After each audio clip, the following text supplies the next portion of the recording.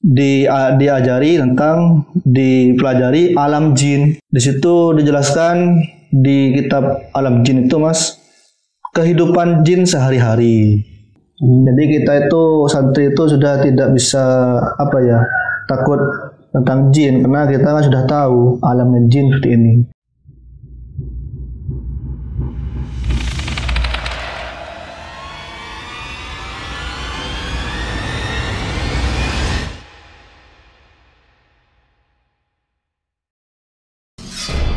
Jangan takut pada setan. Setan hanya mengganggu, tidak makan. Takutlah pada manusia yang suka makan hak orang lain. Halo, assalamualaikum dengan Mas Ahmad ya. Ya, waalaikumsalam. Mas Ahmad ini katanya pernah diganggu di pondok pesantrennya ketika itu Mas pernah melihat foto. Tapi di situ ada gambar sosok makhluk halus gitu ya. Iya. Itu awalnya bagaimana, Mas? Itu tahun sekitar 2010, Mas. Oh, lama ya. Lama sudah. Iya, iya. Waktu itu, bentar dulu Mas ya. Saya mau ngambil pengaman dulu. Pengaman apa, Mas? Ini Mas.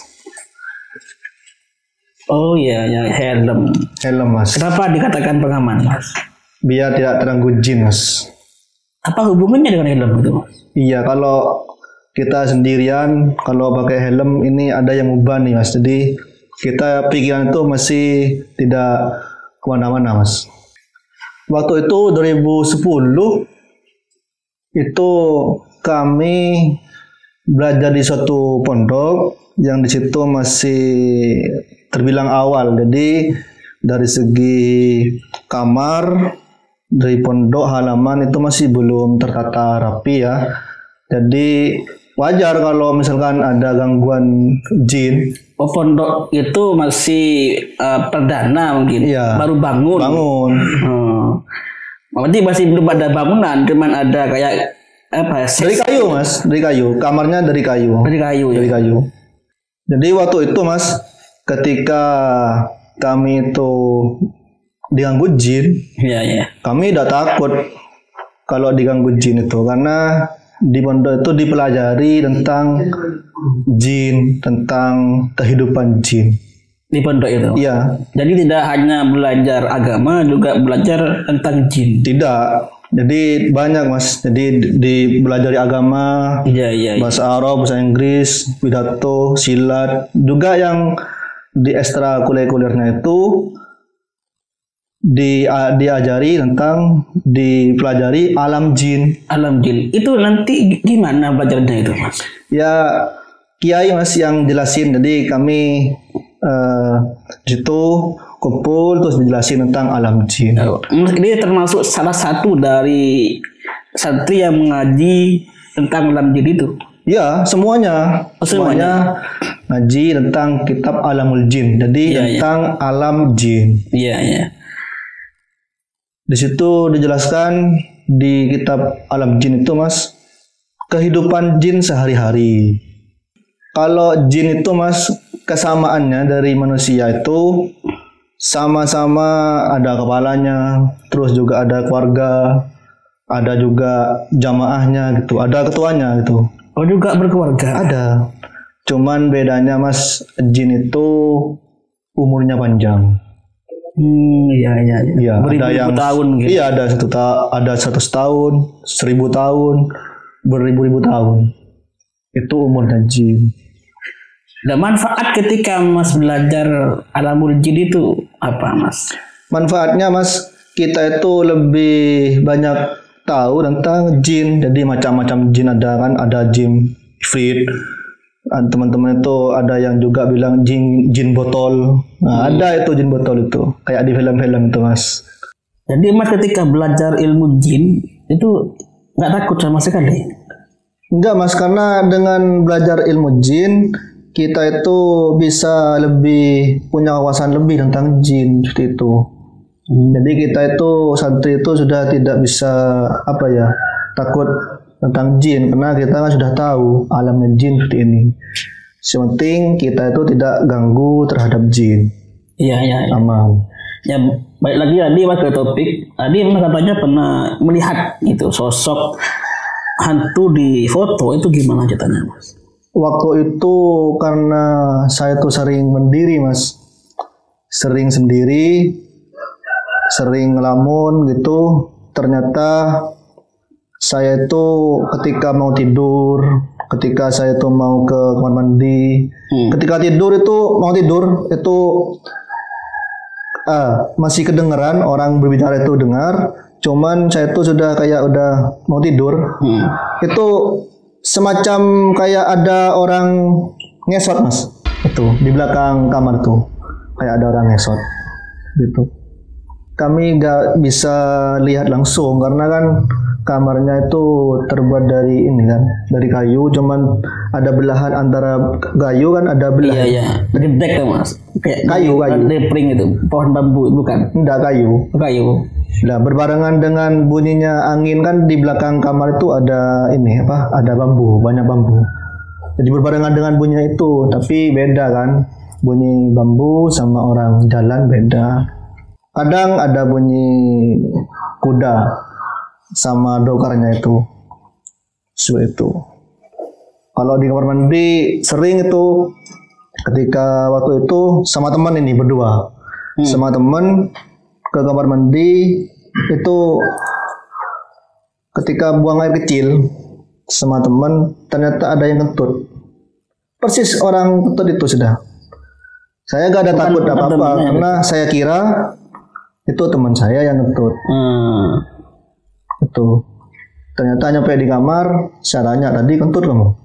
Enggak gitu. Ternyata itu mungkin ya jin itu yang ganggu. Tapi nggak takut Mas ya? Nggak takut, karena kan sudah diajari di pesantren. Mas bilang nggak ke temennya kalau dengar hal yang itu? Enggak Mas, kan kita kan takutnya saya tuh dibilang bohong gitu kan. Dan sebagian teman-teman kan sudah ngerti tentang alam jin, jadi kalau tidak ganggu jin kita gak diganggu gitu. Beda sama teman saya tuh. Jadi kalau teman saya tuh ganggu jin itu, dia tuh ngamalin ilmu terus dalam alam lain katanya ya. Jadi kata teman itu alam lain bunuh jin gitu. Jadi ketika bunuh jin masuk dalam alam lain, dia tuh keluarganya gak terima gitu. Nah setelah itu keluarga dari jin. Jadi anak itu sering kesurupan. Ya gak sering, cuman seminggu 2 kali gitu. Nah pernah ketika dia tuh kesurupan, ngamuk sudah, jalan kayak cicak itu di tanah. Akhirnya sama kiai ditampar, itu pas sembuh itu. Ditampar? Iya. Karena ulahnya teman saya itu ngamalin, terus masuk ke alam lain bunuh jin. Itu gara-gara teman saya itu anak baru, yang pertama anak baru, yang kedua ngamalin sebuah amalan tapi tidak ada gurunya, tidak dikasih arahan sama ustadz. Dia belajar itu dari mana? Belajar itu? Mungkin nemu buku atau apa gitu di pondok itu. Iya. Makanya ketika mau ngamalin sesuatu itu harus ada gurunya. Kalau ada gurunya itu berguru kepada setan. Iya. Tuh. Ketika ditampar sama oleh kiai itu sembuh itu? Ya sembuh. Karena emang kiai ini emang ahli di ilmu jin. Nah, gitu. Tadi katanya ada keluarga jin itu yang mau dibunuh itu nggak terima katanya itu. Iya, waktu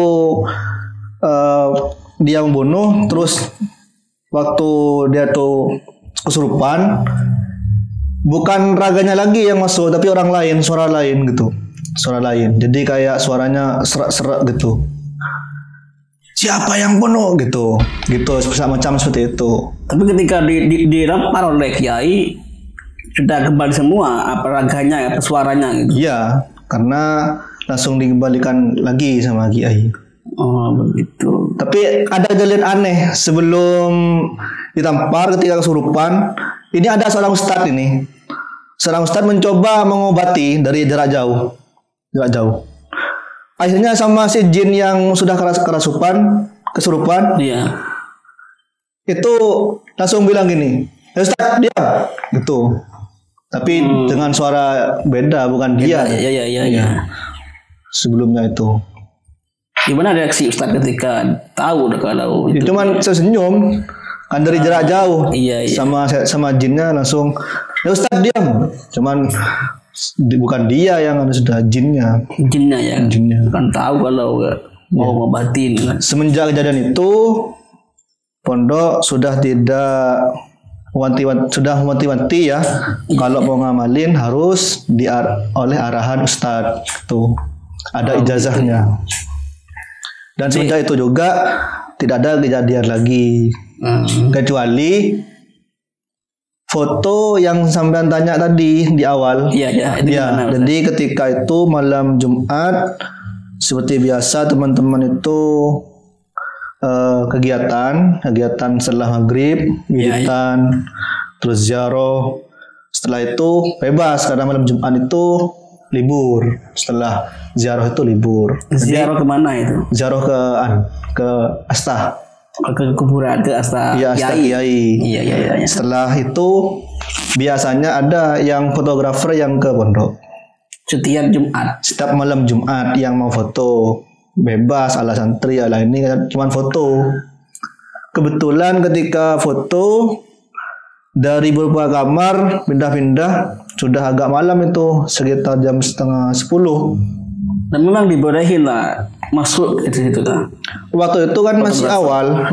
Oh iya, masih awal. Masih nata waktu itu. Iya. Jadi ketika waktu itu sudah beberapa kali pindah dari kamar ke kamar, akhirnya pindah ke 3 kamar yang beda dari yang kamar-kamar lain, agak jauh jaraknya. Dan 3 kamar ini ada 1 kamar yang berfoto berdua di dekat jendela. Setelah dicetak fotonya itu ya, ternyata kita masih belum kerasa kalau ada orang ketiga ya, masih kalau ada setan yang ikut foto. Iya.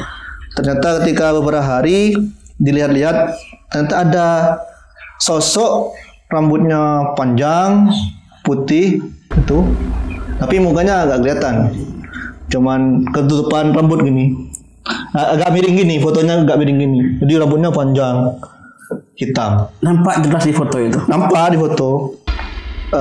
Sama ustadz sudah dijarah setan-setan itu. Akhirnya sampai sekarang tidak ada lagi kejadian-kejadian yang serupa.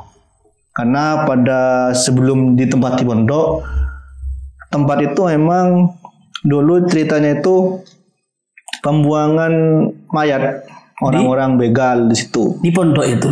Yang ditempati itu. Ya dulu tahun berapa gitu. Iya. Kata sekilas petuah-petuah yang ada di sana. Cuman jelasnya kami kan nggak tahu. Cuman dari sekarang pondok itu sudah aman, sudah gak ada lagi nampak seperti dulu. Kalau dulu emang seram gitu. Selain yang ngesot, ada apa di sana itu? Itu kan bekas orang meninggal itu kan. Iya. Banyak kalau misalkan cuman seperti itu ada kayak kan ada ini kan ada pohon mangga. Jadi kalau malam hari kayak ada yang jatuh gitu, kayak ada kelapa jatuh. Itu kerasa itu kan malam hari kan sunyi. Iya. Paling cuman jangkrik. Jadi kalau ada kayak kelapa jatuh itu kerasa itu. Cuman ya kami nggak pernah berani untuk ngambil atau apa karena takutnya itu bukan kelapa ataupun bukan mangga. Takutnya apa? Hantu. Ya takutnya hantu atau kepala gitu. Kepala. Yang paling seram teman saya ini, bukan saya sendiri. Gimana itu temannya? Itu waktu di jalan menuju pondok. Seram, jadi emang gelap gulita ya, gak ada penerangan. Itu ketika hampir subuh jam 2:30 itu kan orangnya emang suka wiritan gitu kan. Jalan. Akhirnya ketemu semua yang gede, katanya besar. Mukanya itu udah gak karuan katanya, besar. Jadi ketika melihat yang sosok besar itu, jadi gemetar katanya, gemetar, mau lari udah apa ya, kayak bingung mau lanjut. Itu ada sosok hantu yang gede, biru, hijau. Dan ketika itu sama siapa dia? Sendirian dia. Oh sendirian. Iya, karena di dalam pondok itu kan. Jalan, di jalan. Oh di jalan. Iya. Mau ke pondok. Iya, jalan mau ke pondok itu. Jadi karena bingung, malam hari sudah gak ada temannya, dia itu mau kayak bingung katanya, mau ke depan ada sosok itu, jadi mau belakang masih jauh katanya. Jadi kayak masih belum lari, dia tuh sudah sumuk, sudah berkeringat. Iya. Karena mungkin melihat langsung gitu. Dia itu awalnya dari mana itu Mas? Kenapa kok sendirian malam-malam keluar gitu? Dia itu kan biasa bangun malam. Jadi malam Jumat biasanya dia tuh bangun, terus wudhu, terus wiritan keliling gitu. Waktu keliling itu ketemu sama sosok yang besar itu. Jam berapa kata itu Mas? Itu 2:30. 2:30. Memang di jalan itu nggak ada penerangan lampu. Nggak ada ya. Kan masih masa-masa itu, masa pembangunan masih ya, awal pondok itu. Iya. Awal pondok. Jadi kalau sekarang sudah nggak ada kalau sekarang. Nggak ada ya. Karena penerangan itu. Biasanya kan kalau jin-jin karena kumuh terus gelap itu nggak ada penerangan. Jadi orang itu bukan 1 kali 2 kali kalau ketemu sama sosok yang gede itu.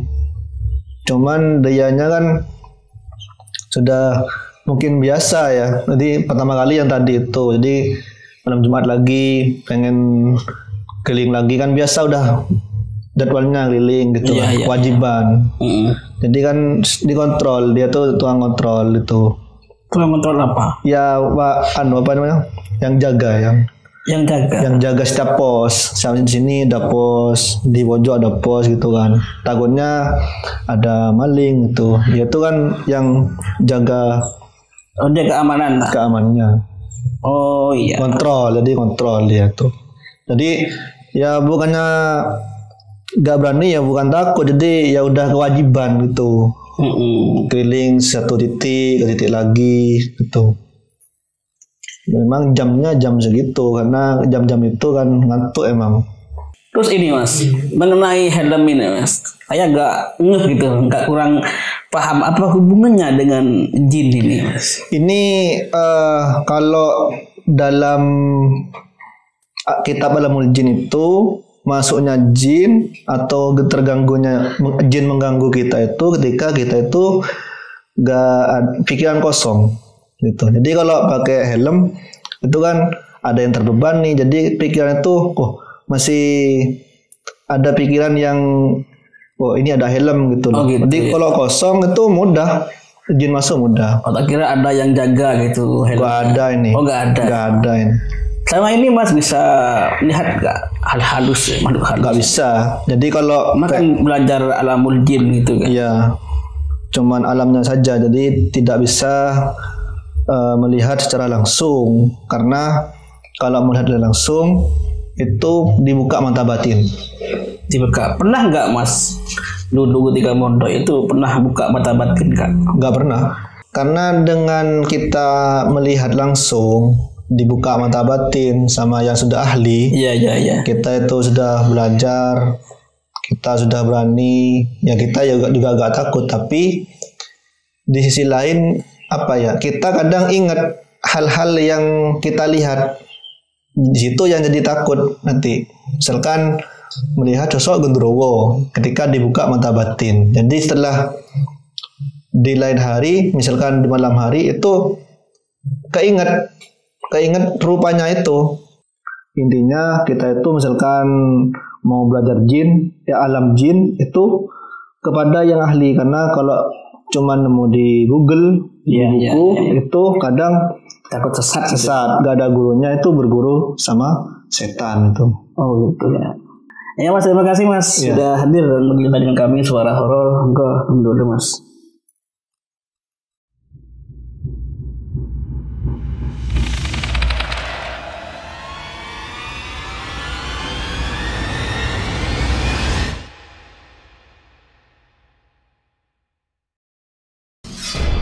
Jangan takut pada setan. Setan hanya mengganggu, tidak makan. Takutlah pada manusia yang suka makan hak orang lain.